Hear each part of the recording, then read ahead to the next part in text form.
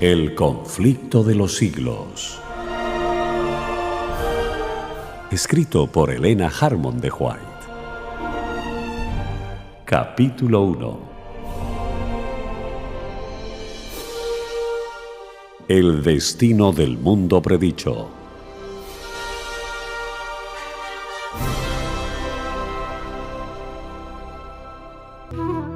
Oh, si también tú conocieses, a lo menos en este tu día, lo que toca a tu paz. Mas ahora está encubierto de tus ojos, porque vendrán días sobre ti, que tus enemigos te cercarán con baluarte y te pondrán cerco, y de todas partes te pondrán en estrecho y te derribarán a tierra, y a tus hijos dentro de ti, y no dejarán sobre ti piedra sobre piedra, por cuanto no conociste el tiempo de tu visitación. Lucas 19, 42 al 44. Desde lo alto del monte de los Olivos miraba Jesús a Jerusalén, que ofrecía a sus ojos un cuadro de hermosura y de paz. Era tiempo de Pascua, y de todas las regiones del orbe, los hijos de Jacob se habían reunido para celebrar la gran fiesta nacional. De entre viñedos y jardines, como de entre las verdes laderas donde se veían esparcidas las tiendas de los peregrinos, elevábanse las colinas con sus terrazas, los airosos palacios y los soberbios baluartes de la capital israelita. La hija de Sión parecía decir en su orgullo: «Estoy sentada reina y nunca veré el duelo», porque siendo amada como lo era, creía estar segura de merecer aún los favores del cielo como en los tiempos antiguos cuando el poeta rey cantaba: «Hermosa provincia, el gozo de toda la tierra es el monte de Sión, la ciudad del gran rey». Salmo 48:2. Resaltaban a la vista las construcciones espléndidas del templo, cuyos muros de mármol blanco como la nieve estaban entonces iluminados por los últimos rayos del sol poniente que al hundirse en el ocaso hacía resplandecer el oro de puertas, torres y pináculos. Y así destacábase la gran ciudad, perfección de hermosura, orgullo de la nación judaica. ¿Qué hijo de Israel podía permanecer ante semejante espectáculo sin sentirse conmovido de gozo y admiración? Pero eran muy ajenos a todo esto los pensamientos que embargaban la mente de Jesús. Como llegó cerca, viendo la ciudad, lloró sobre ella. Lucas 19:41. En medio del regocijo que provocara su entrada triunfal, mientras el gentío agitaba palmas y alegres hosanas se repercutían en los montes y 1000 voces se le proclamaban rey, el Redentor del mundo se sintió abrumado por súbita y misteriosa tristeza. Él, el Hijo de Dios, el prometido de Israel, que había vencido a la muerte arrebatándole sus cautivos, lloraba, no presa de común abatimiento, sino dominado por intensa e irreprimible agonía. No lloraba por sí mismo, por más que supiera a dónde iba. Getsemaní, lugar de su próxima y terrible agonía, extendíase ante su vista. La puerta de las ovejas divisábase también. Por ella habían entrado durante siglos y siglos las víctimas para el sacrificio, y pronto iba a abrirse para él, cuando como cordero fuera llevado al matadero. Isaías 53:7. Poco más allá se destacaba el Calvario, lugar de la crucifixión. Sobre la senda que pronto le tocaría recorrer, iban a caer densas y horrorosas tinieblas, mientras él entregaba su alma en expiación por el pecado. No era, sin embargo, la contemplación de aquellas escenas lo que arrojaba sombras sobre el Señor en aquella hora de gran regocijo, ni tampoco el presentimiento de su angustia sobrehumana lo que nublaba su alma generosa. Lloraba por el fatal destino de los millares de Jerusalén, por la ceguedad y por la dureza de corazón de aquellos a quienes él viniera a bendecir y salvar. La historia de más de 1000 años durante los cuales Dios extendiera su favor especial y sus tiernos cuidados en beneficio de su pueblo escogido, desarrollábase ante los ojos de Jesús. Allí estaba el monte Moria, donde el Hijo de la promesa, cual mansa víctima que se entrega sin resistencia, fue atado sobre el altar como emblema del sacrificio del Hijo de Dios. Allí fue donde se le habían confirmado al Padre de los creyentes el pacto de bendición y la gloriosa promesa de un Mesías. Génesis 22:9 y 16 al 18. Allí era donde las llamas del sacrificio al ascender al cielo desde la era de Ornán habían desviado la espada del ángel exterminador.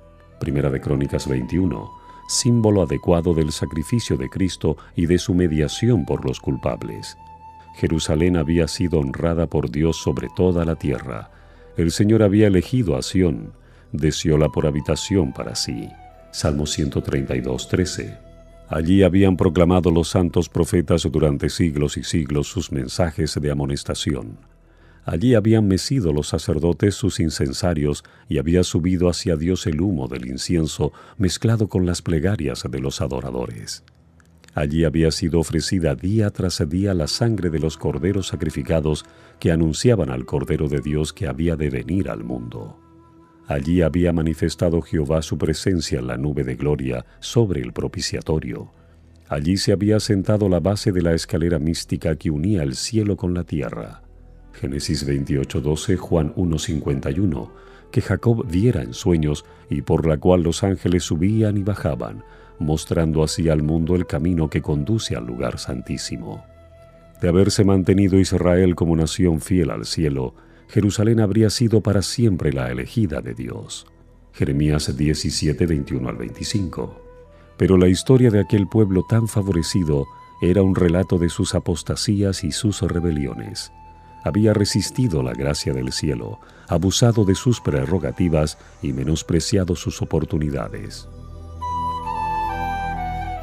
A pesar de que los hijos de Israel hacían escarnio de los mensajeros de Dios y menospreciaban sus palabras, burlándose de sus profetas, Segunda de Crónicas 36:16, el Señor había seguido manifestándoseles como Jehová fuerte, misericordioso y piadoso, tardo para la ira y grande en benignidad y verdad. Éxodo 34:6. Y por más que le rechazaran una y otra vez, de continuo había seguido instándoles con bondad inalterable. Más grande que la amorosa compasión del Padre por su Hijo era el solícito cuidado con que Dios velaba por su pueblo, enviándole amonestaciones por mano de sus mensajeros, madrugando para enviárselas, porque tuvo compasión de su pueblo y de su morada. Segunda de Crónicas 36:15. Y al fin, habiendo fracasado las amonestaciones, las reprensiones y las súplicas, les envió el mejor don del cielo. Más aún, derramó todo el cielo en ese solo don. El Hijo de Dios fue enviado para exhortar a la ciudad rebelde. Era Cristo quien había sacado a Israel como una vid de Egipto. Salmo 88. Con su propio brazo había arrojado a los gentiles de delante de ella, la había plantado en un recuesto, lugar fértil, la había cercado cuidadosamente y había enviado a sus siervos para que la cultivasen. ¿Qué más se había de hacer a mi viña?, exclamó, que yo no haya hecho en ella. A pesar de estos cuidados y por más que habiendo esperado que llevase uvas valiosas las había dado silvestres, Isaías 5:1 al 4, el Señor compasivo, movido por su anhelo de obtener fruto, vino en persona a su viña para librarla, si fuera posible, de la destrucción. La labró con esmero, la podó y la cuidó. Fue incansable en sus esfuerzos para salvar aquella viña que él mismo había plantado. Durante 3 años, el Señor de la luz y de la gloria estuvo yendo y viniendo entre su pueblo. Anduvo haciendo bienes y sanando a todos los oprimidos del diablo, curando a los de corazón quebrantado, poniendo en libertad a los cautivos, dando vista a los ciegos, haciendo andar a los cojos y oír a los sordos, limpiando a los leprosos, resucitando muertos y predicando el evangelio a los pobres. Hechos 10:38, Lucas 4:18, Mateo 11:5. A todas las clases sociales por igual dirigía el llamamiento de gracia. Venid a mí, todos los que estáis trabajados y cargados, que yo os haré descansar. Mateo 11:28.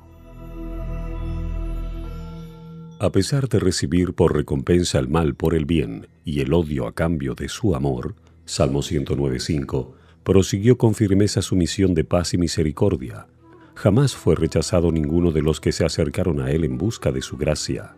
Errante y sin hogar, sufriendo cada día oprobio y penurias, solo vivió para ayudar a los pobres, aliviar a los agobiados y persuadirlos a todos a que aceptasen el don de vida. Los efluvios de la misericordia divina eran rechazados por aquellos corazones endurecidos y reacios, pero volvían sobre ellos con más vigor, impulsados por la augusta compasión y por la fuerza del amor que sobrepuja a todo entendimiento.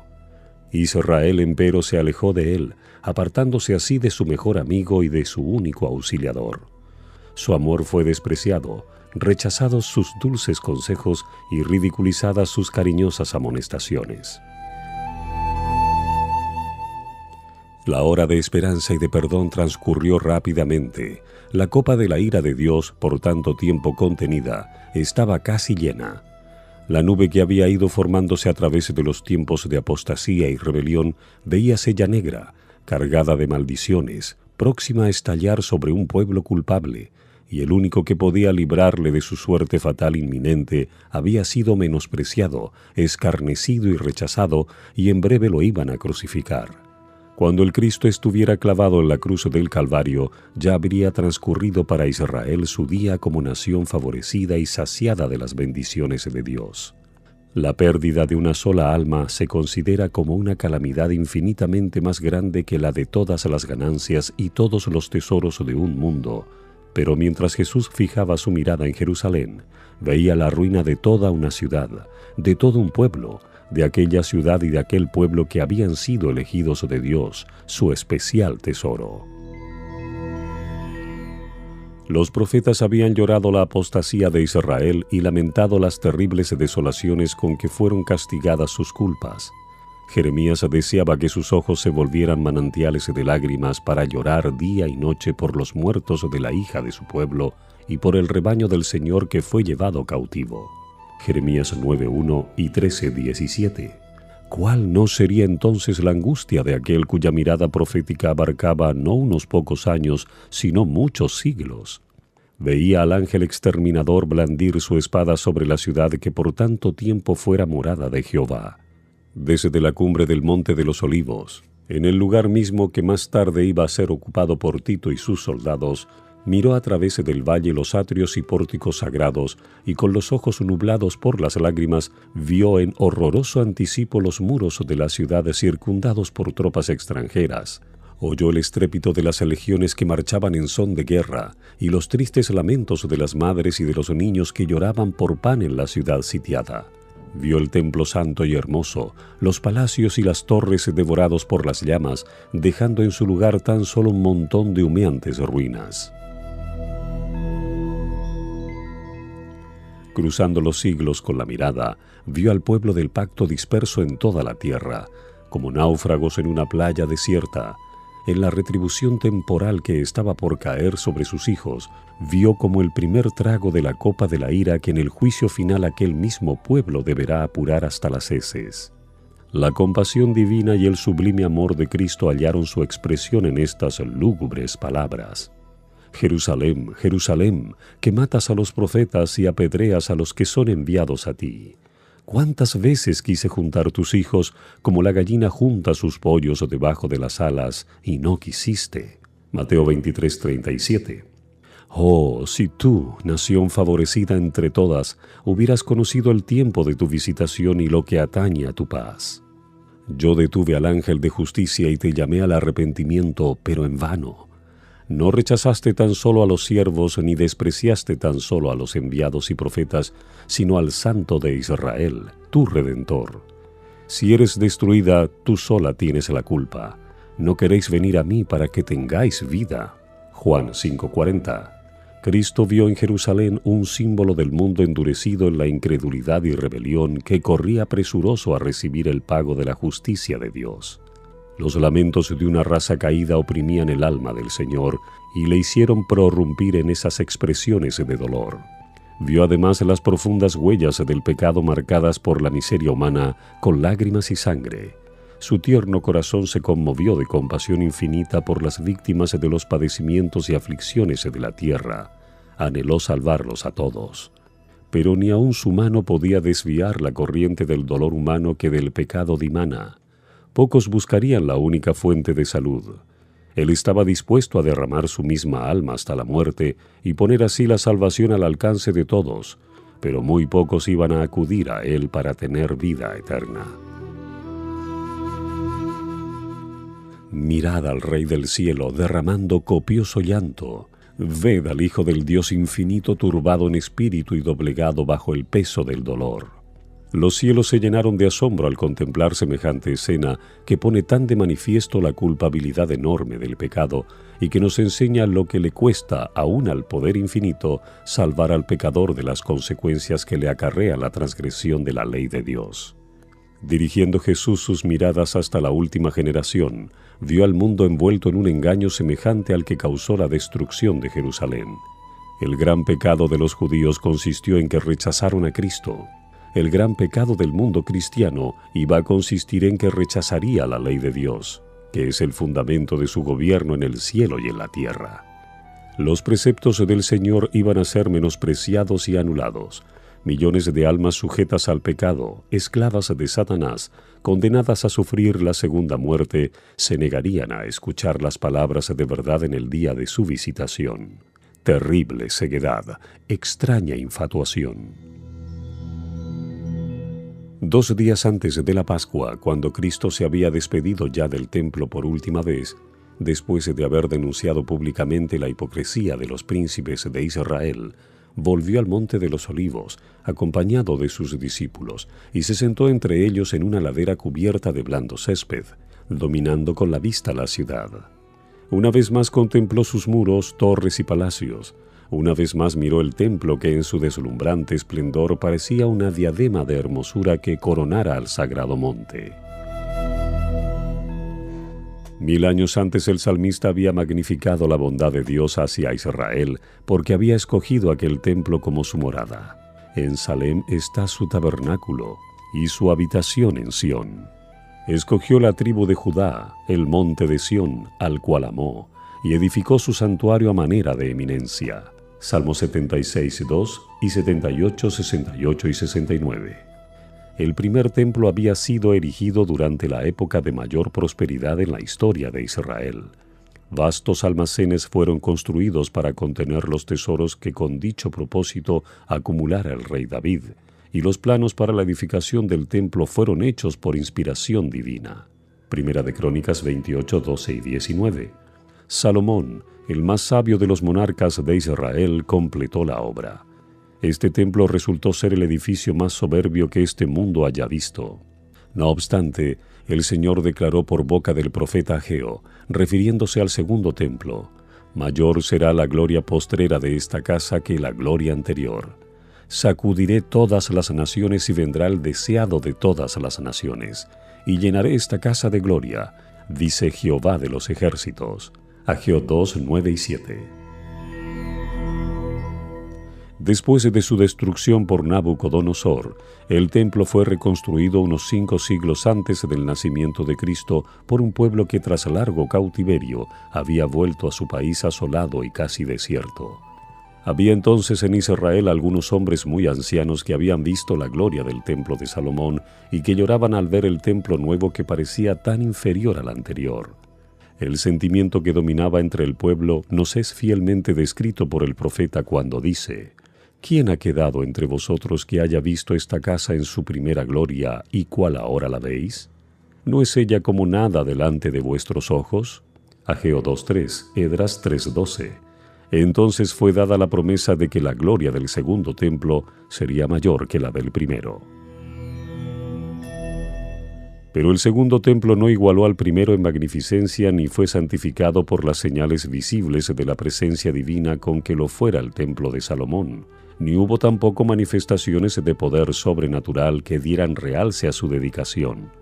Ninguna nube de gloria cubrió al santuario que acababa de ser erigido.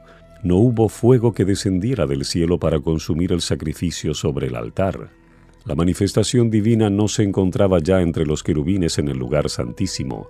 Ya no estaban allí el arca del testimonio, ni el propiciatorio, ni las tablas de la ley.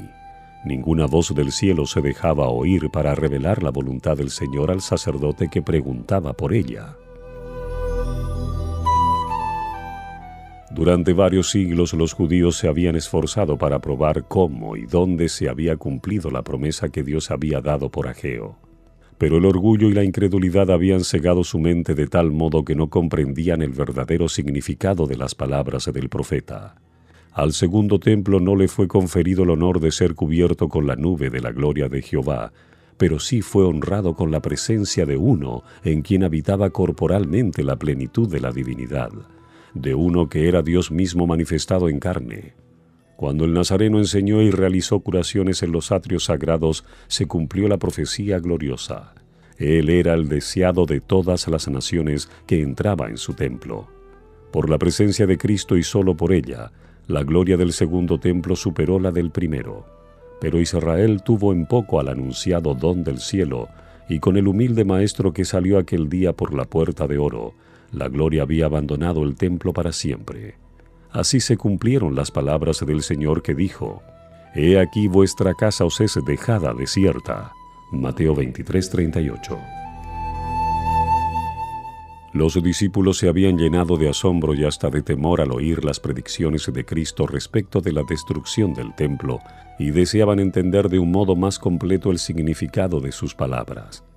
Durante más de 40 años se habían prodigado riquezas, trabajo y arte arquitectónico para enaltecer los esplendores y la grandeza de aquel templo. Herodes el Grande y hasta el mismo emperador del mundo contribuyeron con los tesoros de los judíos y con las riquezas romanas a engrandecer la magnificencia del hermoso edificio. Con este objeto habíanse importado de Roma enormes bloques de preciado mármol de tamaño casi fabuloso, a los cuales los discípulos llamaron la atención del maestro diciéndole: «Mira, qué piedras y qué edificios». Marcos 13:1. Pero Jesús contestó con estas solemnes y sorprendentes palabras: «De cierto os digo que no será dejada aquí piedra sobre piedra que no sea destruida». Mateo 24:2. Los discípulos creyeron que la destrucción de Jerusalén coincidiría con los sucesos de la venida personal de Cristo, revestido de gloria temporal, para ocupar el trono de un imperio universal, para castigar a los judíos impenitentes y libertar a la nación del yugo romano. Cristo les había anunciado que volvería, y por eso al oírle predecir los juicios que amenazaban a Jerusalén, se figuraron que ambas cosas sucederían al mismo tiempo, y al reunirse en derredor del Señor en el Monte de los Olivos, le preguntaron: «¿Cuándo serán estas cosas, y qué señal habrá de tu venida y del fin del mundo?» Mateo 24:3. Lo porvenir les era misericordiosamente velado a los discípulos. De haber visto con toda claridad esos dos terribles acontecimientos futuros, los sufrimientos del Redentor y su muerte, y la destrucción del templo y de la ciudad, los discípulos hubieran sido abrumados por el miedo y el dolor. Cristo les dio un bosquejo de los sucesos culminantes que habrían de desarrollarse antes de la consumación de los tiempos. Sus palabras no fueron entendidas plenamente entonces, pero su significado iba a aclararse a medida que su pueblo necesitase la instrucción contenida en esas palabras. La profecía del Señor entrañaba un doble significado. Al par que anunciaba la ruina de Jerusalén, presagiaba también los horrores del gran día final.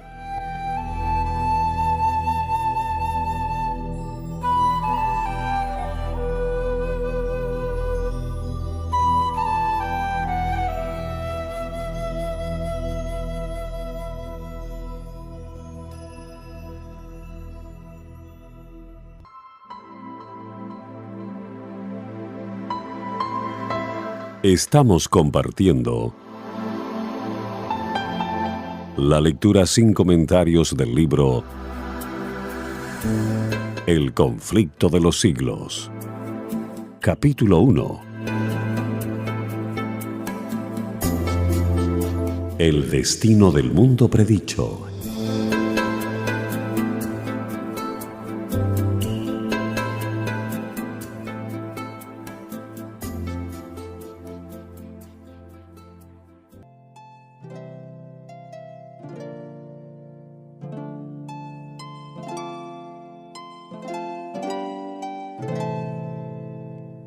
Jesús declaró a los discípulos los castigos que iban a caer sobre el apóstata Israel, y especialmente los que debería sufrir por haber rechazado y crucificado al Mesías. Iban a producirse señales inequívocas, precursoras del espantoso desenlace. La hora aciaga llegaría presta y repentinamente, y el Salvador advirtió a sus discípulos: Por tanto, cuando viereis la abominación del asolamiento que fue dicha por Daniel profeta, que estará en el lugar santo, entonces los que están en Judea huyan a los montes. Mateo 24:15 y 16, Lucas 21:20. Tan pronto como los estandartes del ejército romano idólatra fuesen clavados en el suelo sagrado, que se extendía varios estadios más allá de los muros, los creyentes en Cristo debían huir a un lugar seguro. Al ver la señal preventiva, todos los que quisieran escapar debían hacerlo sin tardar. Tanto en tierra de Judea como en la propia ciudad de Jerusalén, el aviso de la fuga debía ser aprovechado en el acto. Todo el que se hallase en aquel instante en el tejado de su casa no debía entrar en ella ni para tomar consigo los más valiosos tesoros. Los que trabajaran en el campo y en los viñedos no debían perder tiempo en volver por las túnicas que se hubiesen quitado para sobrellevar mejor el calor y la faena del día. Todos debían marcharse sin tardar si no querían verse envueltos en la ruina general. Durante el reinado de Herodes, la ciudad de Jerusalén no solo había sido notablemente embellecida, sino también fortalecida. Se erigieron torres, muros y fortalezas que, unidos a la ventajosa situación topográfica del lugar, la hacían aparentemente inexpugnable. Si en aquellos días alguien hubiese predicho públicamente la destrucción de la ciudad, sin duda habría sido considerado cual lo fuera Noé en su tiempo, como alarmista insensato. Pero Cristo había dicho: el cielo y la tierra pasarán, mas mis palabras no pasarán. Mateo 24:35. La ira del Señor se había declarado contra Jerusalén a causa de sus pecados, y su obstinada incredulidad hizo inevitable su condenación. El Señor había dicho por el profeta Miqueas: oíd ahora esto, cabezas de la casa de Jacob y capitanes de la casa de Israel, que abomináis el juicio y pervertís todo el derecho, que edificáis a Sión con sangre y a Jerusalén con injusticia. Sus cabezas juzgan por cohecho y sus sacerdotes enseñan por precio y sus profetas adivinan por dinero y apóyanse en Jehová diciendo: ¿no está Jehová entre nosotros? No vendrá mal sobre nosotros. Miqueas 3, 9 al 11. Estas palabras dan una idea cabal de cuán corruptos eran los moradores de Jerusalén y de cuán justos se consideraban. A la vez que se decían escrupulosos observadores de la ley de Dios, quebrantaban todos sus preceptos. La pureza de Cristo y su santidad hacían resaltar la iniquidad de ellos. Por eso le aborrecían y le señalaban como el causante de todas las desgracias que les habían sobrevenido como consecuencia de su maldad. Aunque hartos sabían que Cristo no tenía pecado, declararon que su muerte era necesaria para la seguridad de la nación. Los príncipes de los sacerdotes y los fariseos decían: si le dejamos así, todos creerán en él, y vendrán los romanos y destruirán nuestro lugar y nuestra nación. Juan 11:48. Si se sacrificaba a Cristo, pensaban ellos, podrían ser otra vez un pueblo fuerte y unido. Así discurrían y convinieron con el sumo sacerdote en que era mejor que uno muriera y no que la nación entera se perdiese. Así era como los príncipes judíos habían edificado a Sión con sangre y a Jerusalén con iniquidad, y al paso que sentenciaban a muerte a su Salvador porque les echara en cara sus iniquidades, se atribuían tanta justicia que se consideraban el pueblo favorecido de Dios y esperaban que el Señor viniese a librarlos de sus enemigos. Por tanto, había añadido el profeta: a causa de vosotros será Sión arada como campo, y Jerusalén será majanos, y el monte de la casa como cumbres de breñal. Miqueas 3:12. Dios aplazó sus juicios sobre la ciudad y la nación hasta cosa de 40 años, después que Cristo hubo anunciado el castigo de Jerusalén. Admirable fue la paciencia que tuvo Dios con los que rechazaran su evangelio y asesinaran a su Hijo. La parábola de la higuera estéril representa el trato bondadoso de Dios con la nación judía. Ya había sido dada la orden: córtala, ¿por qué ocupará aún la tierra? Lucas 13:7. Pero la divina misericordia la preservó por algún tiempo. Había todavía muchos judíos que ignoraban lo que habían sido el carácter y la obra de Cristo, y los hijos no habían tenido las oportunidades ni visto la luz que sus padres habían rechazado. Por medio de la predicación de los apóstoles y de sus compañeros, Dios iba a hacer brillar la luz sobre ellos para que pudiesen ver cómo se habían cumplido las profecías, no únicamente las que se referían al nacimiento y la vida del Salvador, sino también las que anunciaban su muerte y su gloriosa resurrección. Los hijos no fueron condenados por los pecados de sus padres, pero cuando, conociendo ya plenamente la luz que fuera dada a sus padres, rechazaron la luz adicional que a ellos mismos les fuera concedida, entonces se hicieron cómplices de las culpas de los padres y colmaron la medida de su iniquidad. La longanimidad de Dios hacia Jerusalén no hizo sino confirmar a los judíos en su terca impenitencia. Por el odio y la crueldad que manifestaron hacia los discípulos de Jesús, rechazaron el último ofrecimiento de misericordia. Dios les retiró entonces su protección y dio rienda suelta a Satanás y a sus ángeles, y la nación cayó bajo el dominio del caudillo que ella misma se había elegido. Sus hijos menospreciaron la gracia de Cristo, que los habría capacitado para subyugar sus malos impulsos, y éstos los vencieron. Satanás despertó las más fieras y degradadas pasiones de sus almas. Los hombres ya no razonaban, completamente dominados por sus impulsos y su ira ciega. En su crueldad se volvieron satánicos, tanto en la familia como en la nación, en las clases bajas como en las clases superiores del pueblo. No reinaban más que la sospecha, la envidia, el odio, el altercado, la rebelión y el asesinato. No había seguridad en ninguna parte. Los amigos y parientes se hacían traición unos a otros. Los padres mataban a los hijos y éstos a sus padres. Los que gobernaban al pueblo no tenían poder para gobernarse a sí mismos.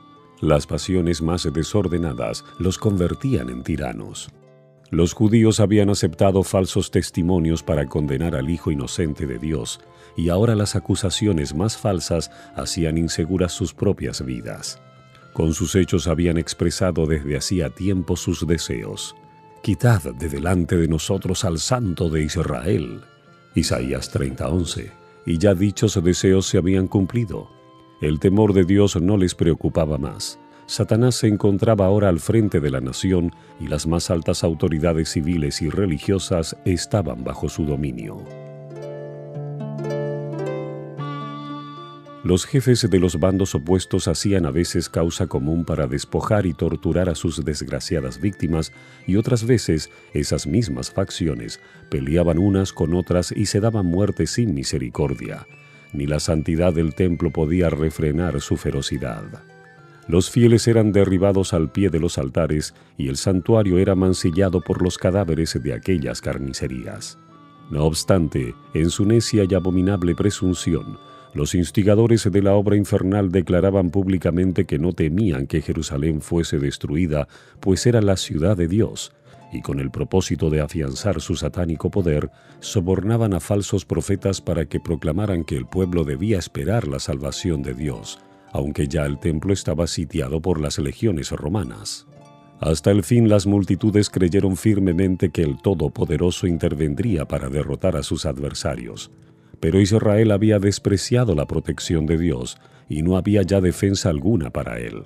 Desdichada Jerusalén. Mientras la desgarraban las contiendas intestinas y la sangre de sus hijos, derramada por sus propias manos, teñía sus calles de carmesí, los ejércitos enemigos echaban a tierra sus fortalezas y mataban a sus guerreros. Todas las predicciones de Cristo acerca de la destrucción de Jerusalén se cumplieron al pie de la letra. Los judíos palparon la verdad de aquellas palabras de advertencia del Señor. Con la medida que medís, se os medirá. Mateo 7:2. Aparecieron muchas señales y maravillas como síntomas precursores del desastre y de la condenación. A la medianoche una luz extraña brillaba sobre el templo y el altar. En las nubes, a la puesta de sol, se veían como carros y hombres de guerra que se reunían para la batalla. Los sacerdotes que ministraban de noche en el santuario eran aterrorizados por ruidos misteriosos. Temblaba la tierra y se oían voces que gritaban: «¡Salgamos de aquí!». La gran puerta del oriente, que por su enorme peso era difícil de cerrar entre 20 hombres y que estaba asegurada con formidables barras de hierro afirmadas en el duro pavimento de piedras de gran tamaño, se abrió a medianoche de una manera misteriosa. Durante 7 años, un hombre recorrió continuamente las calles de Jerusalén anunciando las calamidades que iban a caer sobre la ciudad. De día y de noche entonaba la frenética endecha: voz del oriente, voz del occidente, voz de los 4 vientos, voz contra Jerusalén y contra el templo, voz contra el esposo y la esposa, voz contra todo el pueblo. Este extraño personaje fue encarcelado y azotado sin que exhalase una queja. A los insultos que le dirigían y a las burlas que le hacían, no contestaba sino con estas palabras: ¡ay de Jerusalén! ¡ay! ¡ay de sus moradores! Y sus tristes presagios no dejaron de oírse sino cuando encontró la muerte en el sitio que él había predicho.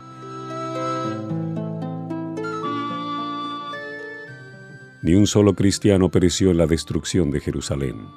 Cristo había prevenido a sus discípulos y todos los que creyeron sus palabras esperaron atentamente las señales prometidas. Cuando viereis a Jerusalén cercada de ejércitos, había dicho Jesús, sabed entonces que su destrucción ha llegado. Entonces los que estuvieren en Judea huyan a los montes, y los que en medio de ella váyanse. Lucas 21, 20 y 21. Después que los soldados romanos al mando del general Cestio Galo hubieron rodeado la ciudad, abandonaron de pronto el sitio de una manera inesperada, y eso cuando todo parecía favorecer un asalto inmediato. Perdida ya la esperanza de poder resistir el ataque, los sitiados estaban a punto de rendirse cuando el general romano retiró sus fuerzas sin motivo aparente para ello. Empero la previsora misericordia de Dios había dispuesto los acontecimientos para bien de los suyos. Ya estaba dada la señal a los cristianos que aguardaban el cumplimiento de las palabras de Jesús, y en aquel momento se les ofrecía una oportunidad que debían aprovechar para huir, conforme a las indicaciones dadas por el Maestro. Los sucesos se desarrollaron de modo tal que ni los judíos ni los romanos hubieran podido evitar la huida de los creyentes. Habiéndose retirado Cestio, los judíos hicieron una salida para perseguirle, y entre tanto que ambas fuerzas estaban así empeñadas, los cristianos pudieron salir de la ciudad, aprovechando la circunstancia de estar los alrededores totalmente despejados de enemigos que hubieran podido cerrarles el paso. En la época del sitio, los judíos habían acudido numerosos a Jerusalén para celebrar la fiesta de los tabernáculos, y así fue como los cristianos esparcidos por todo el país pudieron escapar sin dificultad. Inmediatamente se encaminaron hacia un lugar seguro, la ciudad de Pella, en tierra de Perea, allende el Jordán. Las fuerzas judaicas perseguían de cerca a Cestio y a su ejército y cayeron sobre la retaguardia con tal furia que amenazaban destruirla totalmente. Solo a duras penas pudieron las huestes romanas cumplir su retirada. Los judíos no sufrieron más que pocas bajas y con los despojos que obtuvieron volvieron en triunfo a Jerusalén. Pero este éxito aparente no les acarreó sino perjuicios, pues despertó en ellos un espíritu de necia resistencia contra los romanos que no tardó en traer males incalculables a la desdichada ciudad. Espantosas fueron las calamidades que sufrió Jerusalén cuando el sitio se reanudó bajo el mando de Tito. La ciudad fue sitiada en el momento de la Pascua, cuando millones de judíos se hallaban reunidos dentro de sus muros. Los depósitos de provisiones que de haber sido conservados hubieran podido abastecer a toda la población por varios años, habían sido destruidos a consecuencia de la rivalidad y de las represalias de las facciones en lucha, y pronto los vecinos de Jerusalén empezaron a sucumbir a los horrores del hambre. Una medida de trigo se vendía por 1 talento.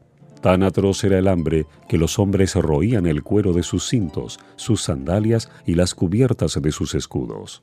Muchos salían durante la noche para recoger las plantas silvestres que crecían fuera de los muros, a pesar de que muchos de ellos eran aprehendidos y muertos por crueles torturas, y a menudo los que lograban escapar eran despojados de aquello que habían conseguido aún con riesgo de la vida.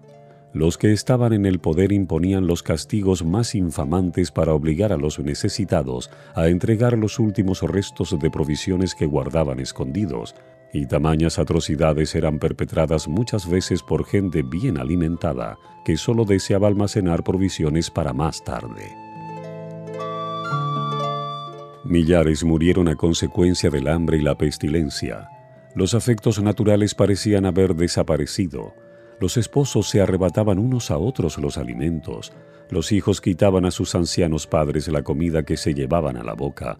Y la pregunta del profeta, ¿se olvidará acaso la mujer de su niño mamante? Recibió respuesta en el interior de los muros de la desgraciada ciudad, tal como la diera la Santa Escritura. Las misericordiosas manos de las mujeres cuecen a sus mismos hijos. Estos les sirven de comida en el quebranto de la hija de mi pueblo.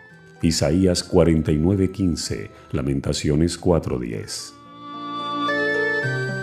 Una vez más se cumplía la profecía pronunciada 14 siglos antes y que dice: la mujer tierna y delicada en medio de ti, que nunca probó a asentar en tierra la planta de su pie, de pura delicadeza y ternura, su ojo será avariento para con el marido de su seno, y para con su hijo y su hija, así respecto de su niño recién nacido como respecto de sus demás hijos que hubiere parido. Porque ella sola los comerá ocultamente en la falta de todo, en la premura y en la estrechez con que te estrecharán tus enemigos dentro de tus ciudades. Deuteronomio 28, 56 y 57. Los jefes romanos procuraron aterrorizar a los judíos para que se rindiesen. A los que eran apresados o resistiendo, los azotaban, los atormentaban y los crucificaban frente a los muros de la ciudad. Centenares de ellos eran así ejecutados cada día, y el horrendo proceder continuó hasta que a lo largo del valle de Josafat y en el Calvario se erigieron tantas cruces que apenas dejaban espacio para pasar entre ellas. Así fue castigada aquella temeraria imprecación que lanzara el pueblo en el tribunal de Pilato al exclamar: «Recaiga su sangre sobre nosotros y sobre nuestros hijos». Mateo 27:25. De buen grado hubiera Tito hecho cesar tan terribles escenas y ahorrado a Jerusalén la plena medida de su condenación. Le horrorizaba ver los montones de cadáveres en los valles.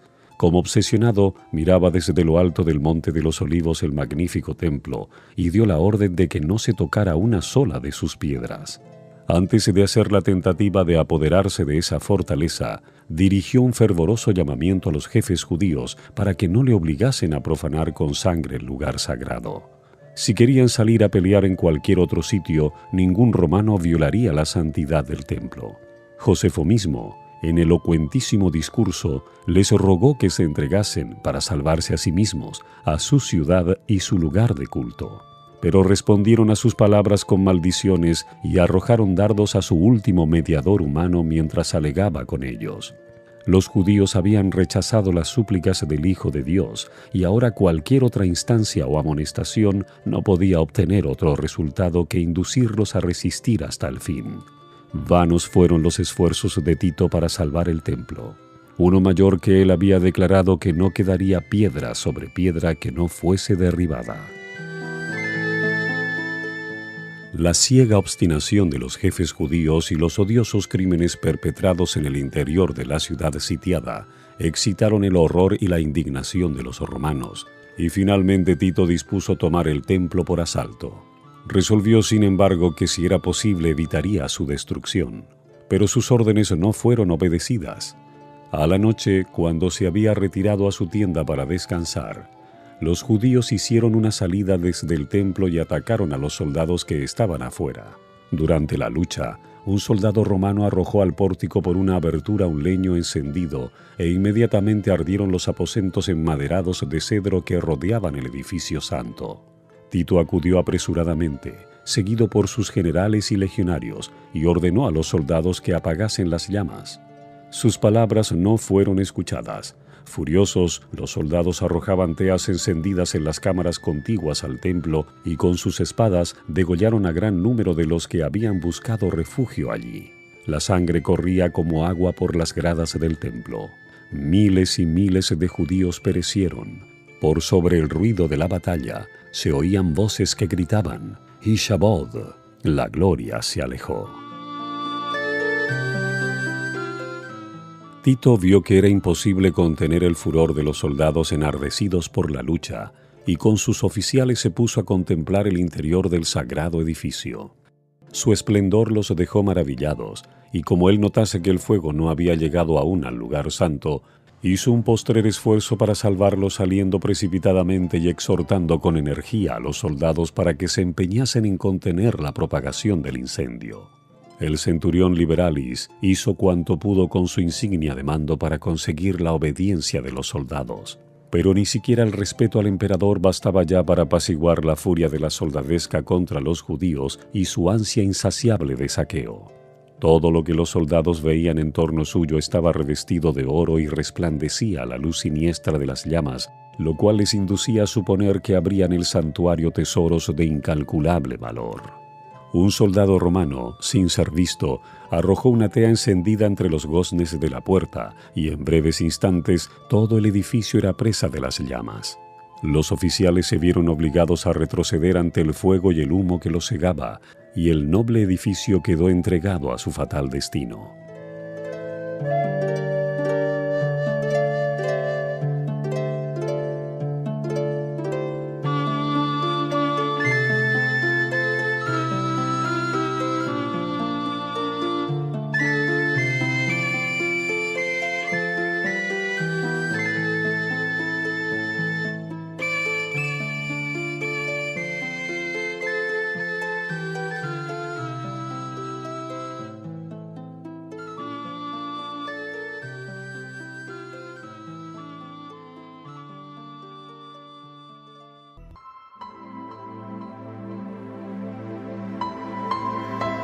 Estamos compartiendo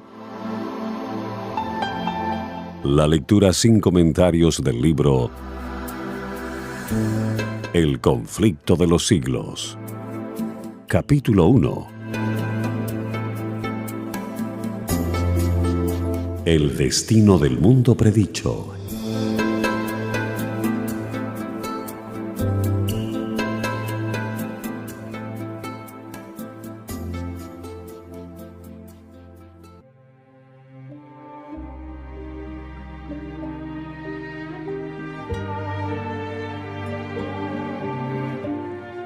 Aquel espectáculo llenaba de espanto a los romanos.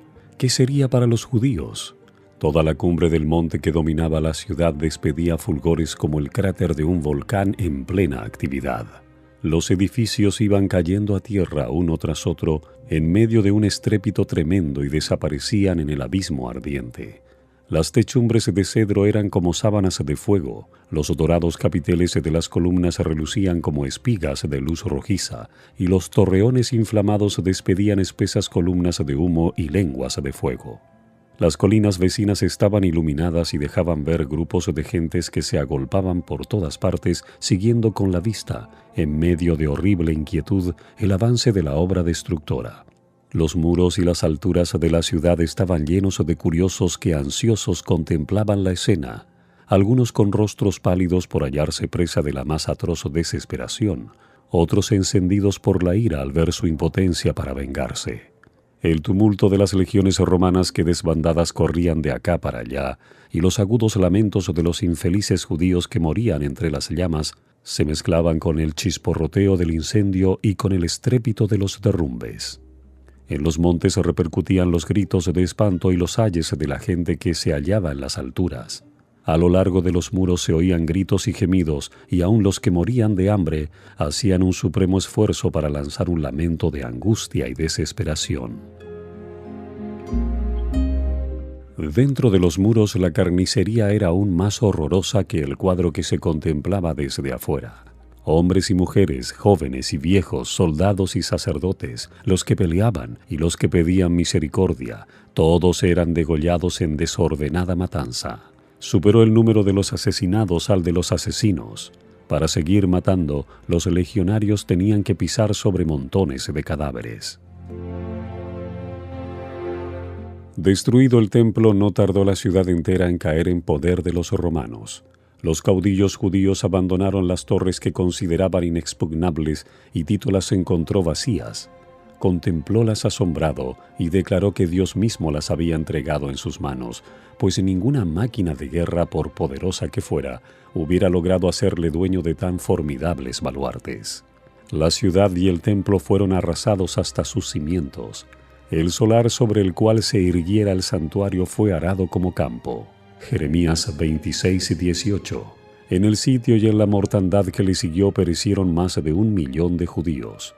Los que sobrevivieron fueron llevados cautivos, vendidos como esclavos, conducidos a Roma para enaltecer el triunfo del conquistador, arrojados a las fieras del circo o desterrados y esparcidos por toda la tierra. Los judíos habían forjado sus propias cadenas, habían colmado la copa de la venganza. En la destrucción absoluta de que fueron víctimas como nación y en todas las desgracias que les persiguieron en la dispersión, no hacían sino cosechar lo que habían sembrado con sus propias manos. Dice el profeta: «Es tu destrucción, oh Israel, el que estés contra mí, porque has caído por tu iniquidad». Oseas 13:9 y 14:1. Los padecimientos de los judíos son muchas veces representados como castigo que cayó sobre ellos por decreto del Altísimo. Así es como el gran engañador procura ocultar su propia obra. Por la tenacidad con que rechazaron el amor y la misericordia de Dios, los judíos le hicieron retirar su protección y Satanás pudo regirlos como quiso. Las horrorosas crueldades perpetradas durante la destrucción de Jerusalén demuestran el poder con que se ensaña Satanás sobre aquellos que ceden a su influencia.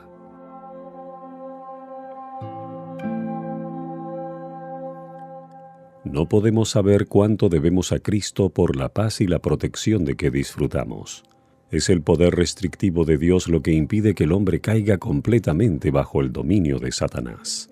Los desobedientes e ingratos deberían hallar un poderoso motivo de agradecimiento a Dios en el hecho de que su misericordia y clemencia hayan coartado el poder maléfico del diablo.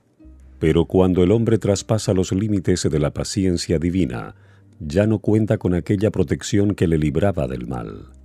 Dios no asume nunca para con el pecador la actitud de un verdugo que ejecuta la sentencia contra la transgresión, sino que abandona a su propia suerte a los que rechazan su misericordia para que recojan los frutos de lo que sembraron sus propias manos.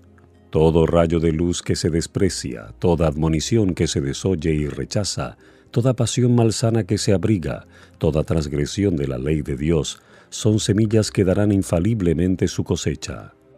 Cuando se le resiste tenazmente, el Espíritu de Dios concluye por apartarse del pecador, y éste queda sin fuerza para dominar las malas pasiones de su alma y sin protección alguna contra la malicia y perfidia de Satanás. La destrucción de Jerusalén es una advertencia terrible y solemne para todos aquellos que menosprecian los dones de la gracia divina y que resisten a las instancias de la misericordia divina. Nunca se dio un testimonio más decisivo de cuánto aborrece Dios el pecado y de cuán inevitable es el castigo que sobre sí atraen los culpables. La profecía del Salvador referente al juicio que iba a caer sobre Jerusalén va a tener otro cumplimiento, y la terrible desolación del primero no fue más que un pálido reflejo de lo que será el segundo. En lo que acaeció a la ciudad escogida, podemos ver anunciada la condenación de un mundo que rechazó la misericordia de Dios y pisoteó su ley. Lóbregos son los anales de la humana miseria que ha conocido la tierra a través de siglos de crímenes. Al contemplarlos, el corazón desfallece y la mente se abruma de estupor. Horrendas han sido las consecuencias de haber rechazado la autoridad del cielo, pero una escena aún más sombría nos anuncian las revelaciones de lo porvenir. La historia de lo pasado, la interminable serie de alborotos, conflictos y contiendas, toda la armadura del guerrero en el tumulto de batalla y los vestidos revolcados en sangre, Isaías 9:5, ¿qué son y qué valen en comparación con los horrores de aquel día, cuando el Espíritu de Dios se aparte del todo de los impíos y los deje abandonados a sus fieras pasiones y a merced de la saña satánica? Entonces el mundo verá como nunca los vio, los resultados del gobierno de Satanás. Pero en aquel día, así como sucedió en tiempo de la destrucción de Jerusalén, el pueblo de Dios será librado, porque serán salvos todos aquellos cuyo nombre esté inscrito para la vida. Isaías 4:3. Nuestro Señor Jesucristo anunció que vendrá la segunda vez para llevarse a los suyos. Entonces se mostrará la señal del Hijo del Hombre en el cielo, y entonces lamentarán todas las tribus de la tierra, y verán al Hijo del Hombre que vendrá sobre las nubes del cielo con grande poder y gloria. Y enviará sus ángeles con gran voz de trompeta, y juntarán sus escogidos de los cuatro vientos, de un cabo del cielo hasta el otro. Mateo 24:30 y 31. Entonces los que no obedezcan al Evangelio serán muertos con el aliento de su boca y destruidos con el resplandor de su venida. Segunda de Tesalonicenses 2:8. Así como le sucedió antiguamente a Israel, los malvados se destruirán a sí mismos y perecerán víctimas de su iniquidad. Debido a su vida pecaminosa, los hombres se han apartado tanto del Señor y tanto ha degenerado su naturaleza con el mal, que la manifestación de la gloria del Señor es para ellos un fuego consumidor. Deben guardarse los hombres de no menospreciar el aviso de Cristo respecto a su segunda venida, porque como anunció a los discípulos la destrucción de Jerusalén y les dio una señal para cuando se acercara la ruina, así también previno al mundo del día de la destrucción final y nos dio señales de la proximidad de ésta para que todos los que quieran puedan huir de la ira que vendrá. Dijo Jesús: y habrá señales en el sol y en la luna y en las estrellas, y sobre la tierra angustia de naciones. Lucas 21:25, Mateo 24:29, Apocalipsis 6:12 al 17. Cuando viereis todas estas cosas, sabed que está cercano, a las puertas. Mateo 24:33. Velad pues, Marcos 13:35, es la amonestación del Señor. Los que le presten atención no serán dejados en tinieblas ni sorprendidos por aquel día, pero los que no quieran velar serán sorprendidos, porque el día del Señor vendrá, así como ladrón de noche. Primera de Tesalonicenses 5:1 al 5. El mundo no está hoy más dispuesto a creer el mensaje dado para este tiempo de lo que estaba en los días de los judíos para recibir el aviso del Salvador respecto a la ruina de Jerusalén. Venga cuando venga, el día de Dios caerá repentinamente sobre los impíos desprevenidos. El día menos pensado, en medio del curso rutinario de la vida, absortos los hombres en los placeres de la vida, en los negocios, en la caza al dinero, cuando los guías religiosos ensalcen el progreso y la ilustración del mundo, y los moradores de la tierra se dejen arrullar por una falsa seguridad. Entonces, como ladrón que a medianoche penetra en una morada sin custodia, así caerá la inesperada destrucción sobre los desprevenidos y no escaparán. Amén. Dale me gusta, suscríbete y activa las notificaciones.